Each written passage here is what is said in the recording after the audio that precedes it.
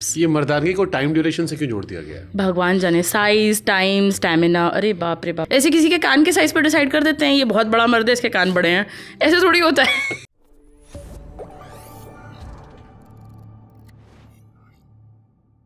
ये मर्दानगी को time duration से क्यों जोड़ दिया गया है? भगवान जाने, साइज, टाइम, स्टैमिना, अरे बाप रे बाप। इतना बड़ा ऐसे लड़कों पे टोकरा रख दिया है, इतना बड़ा टोकरा रख दिया है कि पूरी आपकी मर्दानगी इसी पे डिपेंड करती है। क्या बकवास बात है। ऐसे किसी के कान के साइज पर डिसाइड कर देते हैं ये बहुत बड़ा मर्द है इसके कान बड़े हैं, ऐसे थोड़ी होता है। सो अगर कोई मान लो हस्बैंड वाइफ आते हैं तो हाउ यू विल डिफाइन कि मर्द ऐसे नहीं होते, कैसे होते हैं? अब वो उनकी रिलेशनशिप में वो डिसाइड करें, मैं क्या डिसाइड आप करूंगी? वैसे बताओ, अगर एक जनरल बात पूछ रहा मैं आपसे, जैसे उन्होंने ये टैबू डाल रखा है, साइज का डाल रखा है, टाइम ड्यूरेशन डाल रखा है, आपकी नजर में कैसे, मतलब क्या डिफाइन करोगे आप? सो मेरे बेसिक इंपॉर्टेंस क्या, बेसिक चीजें क्या, अगर है तो फिर आप मर्द है? मतलब वैसे तो मर्द सभी हैं, बट अगर एक वैसे भी सेक्सुअली भी बताना हो कि ये बेसिक पैरामीटर्स आप करनी चाहिए। पार्टनर के लिए कंसिडरेशन है, पार्टनर की बात सुन रहे हैं कि नहीं, दोनों, वही औरत वही सही है, वही मर्द वही सही है, जो अपने पार्टनर को प्रायोरिटाइज करें और उनकी नीड्स को समझें और उसको प्रायोरिटाइज करें। ये नहीं कि अपने आप मतलब कोई किताब पढ़ के आ गए और अपना वही इंप्रेशन लेके आ गए कि यही हम डिफाइन करेंगे आज मर्दानगी क्या होती है और मतलब क्या कैसे क्या होता है। आई थिंक बड़ा पर्सनल चीज़ है। Okay, what is this G spot? G spot नाम की एक्चुअली टेक्निकली कोई चीज़ नहीं होती है। इनफैक्ट कॉस्मोपॉलिटन मैगजीन ने कुछ साल पहले अपोलोजाइज भी किया था कि सॉरी हमने ये बात बोली। नहीं, मतलब मर्दों से कह दिया गया है कि नौकरी से ज़्यादा फोकस करो जी स्पॉट ढूंढने, एक बटन ढूंढने पे, एक मैजिक बटन है, उसको दबा दीजिए तो बस ये मत ढूंढो पार्टी हो जाएगी। सैलरी कैसे बढ़ेगी ये मत ढूंढो, प्रमोशन कैसे होगा, टेंशन कैसे होगी, घर में खाना कैसे आएगा, सारा फोकस लगाओ तुम जी स्पॉट पे। और इससे ज़्यादा मज़े की बात पता है ये है कि औरतें भी इसी कन्फ्यूजन में बैठी रहती हैं कि मेरा जी स्पॉट कहाँ है, मुझे आज तक क्यों नहीं मिला। तो हर कोई कन्फ्यूज्ड है। ऐसे एक अंधेरे कमरे में सबके आंख में पट्टी बांध करके भेज दिया बटन ढूंढो तो कुछ नहीं होता जी स्पॉट। जी जोन करके एक एरिया होता है। बेसिकली अगर हम ऐसे समझे कि क्लिटरिस जो है, जो हमें दिखता है वो इतना सा होता है, बट एक्चुअली क्लिटरिस एक पाम के बराबर का होता है, एंड जो बचा हुआ क्लिटरिस होता है वो इंटरनल होता है। अगर ये वजाइना है ऐसे, तो वजाइना के ऊपर क्लिटरिस ऐसे बैठा रहता है। तो अगर आप वजाइना को ऐसे स्टिमुलेट करेंगे तो एक सेक्शन है जहाँ क्लिटरिस इनडायरेक्टली स्टिमुलेट होएगा।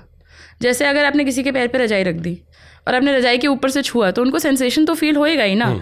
बीच में वो रजाई वजाइना की एक वॉल बन के आ गई है। तो वो एक एरिया है जहाँ के स्टिम्युलेशन से बहुत प्लेजर एक्सपीरियंस होता है, बट इट्स नॉट कि ये बटन दबा दिया तो ऑर्गेज़म हो जाएगा। और इसके लिए भी काफ़ी स्ट्रेसफुल लाइफ लड़कों की हो चुकी है बहुत ज़्यादा। लड़कों में भी कोई जी स्पॉट होता है? लड़कों में एक पी स्पॉट होता है एक्चुअली। जिंदगी कितनी कॉम्प्लिकेट हो गई जी जो प्रोस्टेट होता है, प्रोस्टेटिक ग्लैंड होता है जो इंटरनल ऑर्गन होता है, एंड एक्चुअली इसको रेक्टम के थ्रू, एनस के थ्रू अगर जाएं तो प्रोस्टेट को इनडायरेक्टली स्टिमुलेट किया जा सकता है, जिस तरह से जी स्पॉट को इनडायरेक्टली स्टिमुलेट किया जा सकता है। जिन लोगों ने प्रोस्टेट ऑर्गेज़म एक्सपीरियंस किया है उनका कहना है it is the best orgasm of their life, but थोड़ा पेन इन्वॉल्व होता है क्योंकि वो आपको एनस के थ्रू जाना होता है। तो मशक्कत है। 90% लड़कों को नहीं पता होगा। हाँ, नहीं पता होता है। स्पॉट क्या होता है? नहीं पता होता है। हमने भी एनाटॉमी पेपर पढ़ा था तब थोड़े ऐसे होश उड़ गए थे। थोड़ा सा लड़कों के लिए या ओके, यहाँ पे अगर एक ग्लैंड है उसको हम प्रोस्टेट बोलेंगे। एक्चुअली यहाँ पे वो ग्लैंड है। मुझे खाली ग्लास मिलेगा, दैट विल बी ईजियर। और अगर ट्रांसपेरेंट हो तो बहुत बढ़िया होगा। तो अगर एनस ऐसा है और यहाँ पे एक ग्लैंड है, अगर आप फिंगर डाल के उसको, मेरी उंगलियाँ बहुत छोटी हैं, नेवर माइंड, यहाँ पे एक ग्लैंड है, अगर आप उंगली डाल के उसको स्टिमुलेट करें तो ऐसा किया जा सकता है। डायरेक्ट स्टिमुलेशन नहीं हो सकता है बट इनडायरेक्टली किया जा सकता है।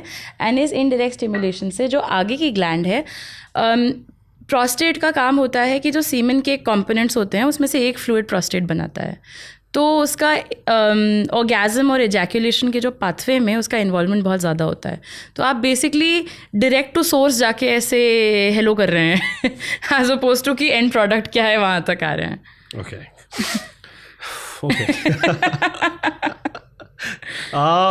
What is this PCOS and PCOD in women? ठीक है, दोनों एक चीज़ होती हैं।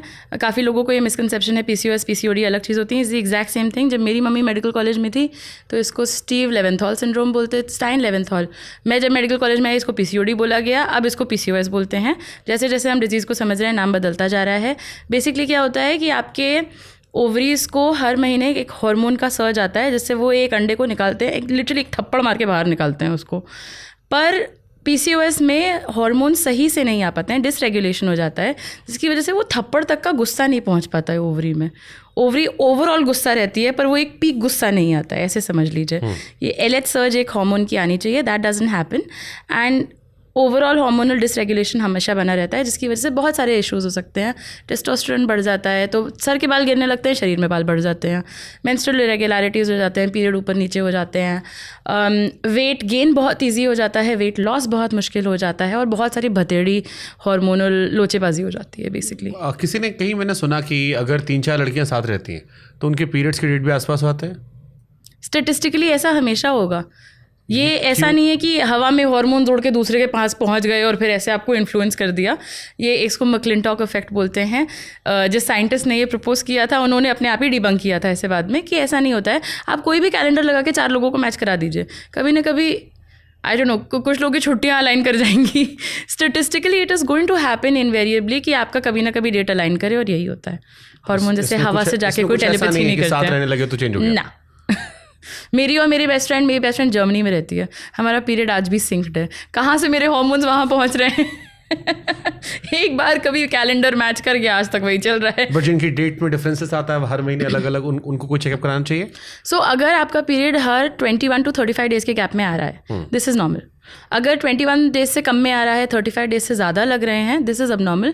28 वाले नंबर पे लोग अक्सर अटक जाते हैं। 28 is just an average number. इससे कम हो रहा है, इससे ज़्यादा हो रहा है, या 2 दिन से कम ब्लीडिंग हो रही है, या 7 दिन से ज़्यादा ब्लीडिंग हो रही है, it is time to see your doctor. Consistently अगर ऐसा हो रहा है, 1-2 बार तो होता ही सबका ऊपर नीचे। जो लोग मल्टीपल लोगों से सेक्स करते हैं उनके क्या एडवांटेजेस है, डिसएडवांटेजेस? एडवांटेज तो पता लग गया, डिसएडवांटेजेस क्या होते हैं?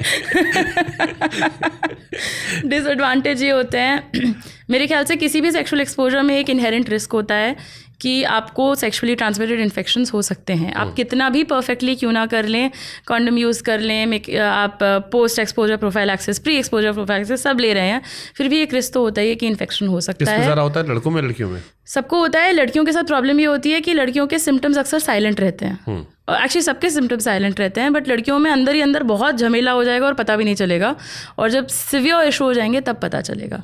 तो मेरा रिकमेंडेशन सबके साथ ये है कि ऑलवेज यूज़ अ कॉन्डम। कोई भी सेक्सुअल एक्ट क्यों ना हो, oral sex, anal sex, vaginal sex, condoms flavoured इसलिए होते हैं ताकि वो ओरल सेक्स में यूज़ करे जाएँ, इसलिए नहीं कि कमरे का माहौल अच्छा हो जाए स्मेल से। तो ये लोगों को, बहुत सारे लोगों को पता ही नहीं होता है कि ओरल सेक्स में भी कॉन्डम यूज़ करना चाहिए। हाँ, मैंने आपका एक वीडियो देखा था, आपने बनाया था वो एक स्पेशल बॉय का, क्या क्या लॉजिक देते हैं कि हम। हाँ, हो हाँ। लॉजिक तो बहुत बतेड़े दिए जाते हैं कि कॉन्डम्स क्यों नहीं यूज़ करने चाहिए। काफ़ी ऐसे लड़कों का कहना है कि मेरे पीनस का साइज़ बहुत बड़ा है और कॉन्डम फिट नहीं आएगा। तो इसको डिबंक करने के लिए एक मॉडल है, उसने अपने पूरे पैर में यहाँ तक कॉन्डम पहन लिया था। उसने बोला हाँ बताओ कितना बड़ा है। जब पैर में आ सकता है एक एवरेज साइज़ कॉन्डम, तो कितना ही बड़ा पीनस होगा। बट हाँ, ये ज़रूर है कि कॉन्डम्स के अलग अलग साइज़ आते हैं जो लोगों को पता नहीं होता है। तो कुछ लोगों के लिए एक्चुअली बड़ा कॉन्डम का साइज़ चाहिए होता है। रॉन्ग साइज़ जो है, अगर आपने कॉन्डम का पहना है तो उसका फेलियर का रिस्क हाई है। तो मतलब कॉन्डम फट सकता है, कॉन्डम उतर सकता है। तो it is best to find out. ये नहीं कि मतलब सामने वाले को लगे कि आपका पीनस बहुत बड़ा है तो आप ज़बरदस्ती एक्सेल कॉन्डम पहन रहे हैं। नज़र मिला के ले नहीं पाते इतनी डिटेल में जाके। इसीलिए इंटरनेट पे शॉपिंग बनाई है भगवान ने। सारे ऑप्शंस अकेले घर में बैठ के अंधेरे कमरे में ऑर्डर करो जो करना है। कॉन्डम्स का इस्तेमाल सिर्फ ये प्रेगनेंसी से बचाने के लिए होता है और भी मल्टीपल यूज़ है? जैसे भी आपने मेरी बुक में एक चैप्टर है कॉन्डम्स पे, उसमें मैंने ऐसे अनोखे यूजेस बताए हैं, बट नेवर माइंड, हम अनोखों में नहीं घुसेंगे। बट कॉन्डम्स एक लौता ऐसा कॉन्ट्रासेप्टिव है जो सेक्सुअली ट्रांसमिटेड इन्फेक्शन से आपको बचाता है, और कोई कॉन्ट्रासेप्टिव ऐसा नहीं है जो आपके लिए ये एडवांटेज दे सकता है। तो प्रेगनेंसी तो रोकता है एंड आपको इन्फेक्शन से बचाता है। ओके, कॉन्डम्स पे एक्सपायर होते हैं? हाँ जी, कॉन्डम्स एक्सपायर होते हैं। कैसे पता करें? उसकी एक्सपायरी डेट लिखी होगी डब्बे पे। हाँ, बट कई बार लोग डब्बा फेंक देते हैं, अंदर पैकेट रख लेते हैं। पैकेट के ऊपर लिखी रहती है एक्चुअली। और दूसरी बात, क्योंकि मैन्युफैक्चरर्स ने दिमाग लगाया। दूसरी बात, वॉलेट में कॉन्डम नहीं रखना चाहिए। लोग अक्सर वॉलेट में रखते हैं, वो इतना फ्रिक्शन होता है, आपका वॉलेट बहुत हाई हीट से एक्सपोज होता है, इस सबसे कॉन्डम का मटीरियल डिग्रेड हो सकता है। And most importantly, latex condom के साथ कभी ऑयल नहीं यूज़ करना चाहिए। लोग लुब्रिकेंट की वजह से वैसलीन या कोकोनट ऑयल वगैरह यूज़ कर लेते हैं, ऐसे भी कॉन्डम ख़राब हो सकता है।